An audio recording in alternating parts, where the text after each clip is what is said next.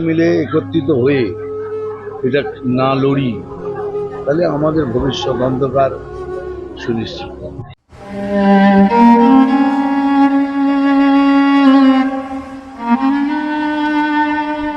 জনপ্রিয় অভিনেতা মিঠুন চক্রবর্তীর একটি কথাই পরিবর্তন করে দিল সকল সমীকরণের মোড়। অনেকেই মন্তব্য করেছেন, কেন হঠাৎ করেই এমন মন্তব্য করলেন অভিনেতা মিঠুন চক্রবর্তী।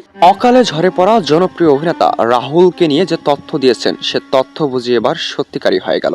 বাস্তবে ও চক্ষু আড়ালে কতটা খারাপ ছিল রাহুল, যার প্রমাণ দিয়েছেন অভিনেতা মিঠুন চক্রবর্তী। মিঠুন চক্রবর্তীর বলা সেই মন্তব্যকে ঘিরে বর্তমান সময়ে সোশ্যাল মিডিয়ায় নানান জল্পনা কল্পনা। কেন হঠাৎ করে এমন মন্তব্য প্রকাশ করলেন অভিনেতা? কেনই বা রাহুলকে দেখতে পারেন না অভিনেতা মিঠুন চক্রবর্তী? এমনকি কি বা বলেছেন রাহুলকে নিয়ে?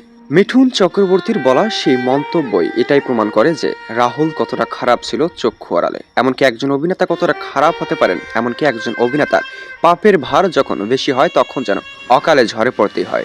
যদিও ভালো ছিলেন জনপ্রিয় অভিনেতা রাহুল, এমনটাই ধারণা করেন সহকর্মীরা, তবে মিঠুন চক্রবর্তীর বলা সে একটি মন্তব্যই যেন ঘুরে ফিরে সকল সমীকরণের দিক উল্টে দিচ্ছে। চলুন একে একে জেনে নেওয়া যায় কি মন্তব্য করেছিলেন মিঠুন চক্রবর্তী রাহুলকে নিয়ে। কেন বা দেখতে যাননি অভিনেতা রাহুলকে?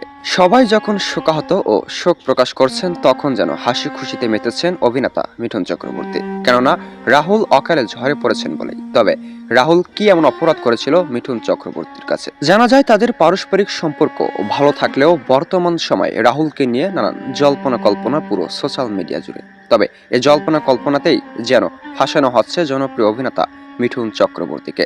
জানা যায় মিঠুন চক্রবর্তী যদিও তেমন কোনো মন্তব্য করেননি, শোক প্রকাশ করেছেন, তবে উল্টাপাল্টা কিছু মন্তব্য যেন নানান বিতর্ক সৃষ্টি করছে। তবে শেষ সময়ে শেষ বিদায় দিতে যাননি মিঠুন চক্রবর্তী, এটাই বুঝি সব থেকে বড় আক্ষেপ। তো এই বিষয়ে আপনার মতামত কি? অবশ্যই কমেন্টে জানাতে মোটেও ভুলবেন না। আর এই বিষয়ে আপডেট ও নতুন খবর সবার আগে পেতে চ্যানেলটি সাবস্ক্রাইব করে আমাদের সঙ্গে যুক্ত থাকুন। দেখছেন এবি নিউজ বাংলাদেশ।